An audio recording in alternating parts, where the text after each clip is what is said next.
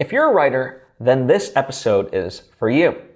Recently, I saw this Twitter post that highlighted the lessons learned from top storytellers, whether Tolkien, Neil Gaiman, JRR Martin, and so forth, right? And I thought it was just so worthwhile that I wanted to share it here and add my commentary. Now, I've linked to the original post in the description so that way you can check it out.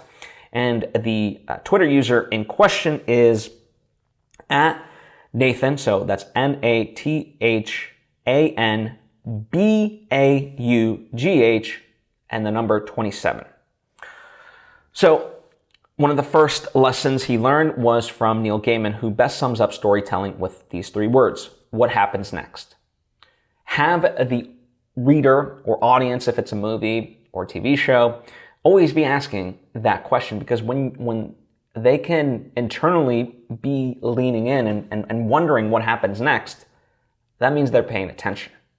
That's what you want, right? So keep that always top of mind. This one is interesting. Start with the end in mind, and it's kind of interesting because, sometimes, that's worthwhile. Other times, for me, sometimes I start knowing what is the beginning and I don't quite know how it's going to get to the end. Perhaps I might know the feeling of what I'm trying to accomplish, but generally for me, the ending is always the hardest part versus the beginning, the catalyst.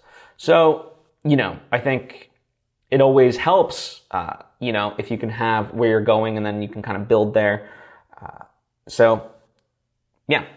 There you go. Lead with action. This is a good one because most people amble on the backstory for the first, 10 minutes. Now, that's obviously referring to more like movies and TV shows. I've certainly read books that spend, 30, 40 pages on just the backstory before they get to where they're headed. Don't. Just start right in the action of it all and almost let the reader or the audience play catch up, right? Because again, going off that first sort of rule of what happens next, once you're in the action of it, they'll want to know more about that world and so forth. And through just the natural progression of it, hopefully, right, if done well, they'll pick up all the details that they would need, right? One of my favorite sort of storytelling techniques comes from the writers of South Park, where they use a but therefore storytelling technique. So when they outline, if any time that they find that they're using the word and then this happens and then this happens, they know they're on the wrong track. So instead they use but therefore. So something will happen, but something complicates it. Therefore, the main characters have to do this, but then this happens.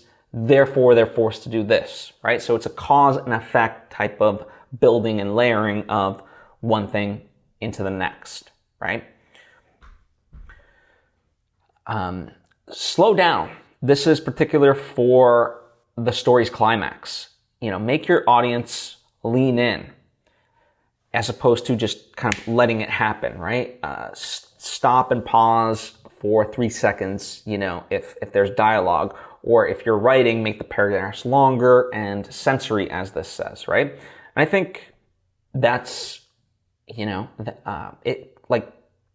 that's true, right? Because plenty of movies that I absolutely love, or books, they really stretch out that tension and build it up and, talk about like wanting to know what happens. It's like, come on, you're right there. And if you can do it in such a brilliant way where stuff is still happening, but you're stretching out that moment, that's absolute storytelling brilliance.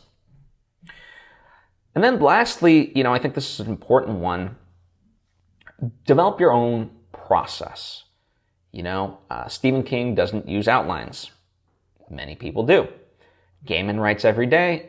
George R.R. Martin doesn't. Some people write best at night. Some people write best in the morning.